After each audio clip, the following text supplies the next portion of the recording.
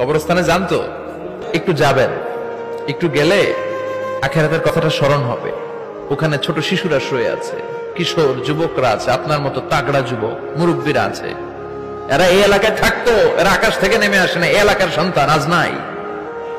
একটা certain period শেষে আপনিও থাকবেন না। This is the nature of life, this is the circle of life.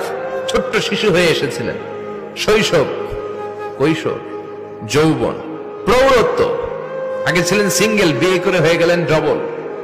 এরপরে আল্লাহ আপনাকে একটা মেয়ে দিল, এরপরে মেয়েকে বিয়ে দিয়ে শ্বশুর হলেন, এরপরে ওই মেয়ের ঘরে সন্তান হতে নানা হলেন। আর কতদিন? অনেক দিন হলো তো, অনেক লম্বা সময় পেয়েছেন আপনি। Think about that. এবার যাওয়ার কথা ভাবেন, আখিরাতের সামানের কথা ভাবেন, ফিরে যেতে হবে। কি শক্তিশালী যুবক, বার্ধক্য চলে আসলে লাঠি ছাড়া চলতে পারে না। কুচকুচে কালো দাড়ি সাদা হয়ে যায়, দাড়ির শুভ্রতা, বয়সের ভার, রং ধরা যৌবন জং ধরে শেষ, ঠিক কিনা? This is the circle of life. যুবক ভাইরা, এটাই জীবন, চলে যেতে হবে, কেউ থাকতে পারবে না, ঠিক কিনা?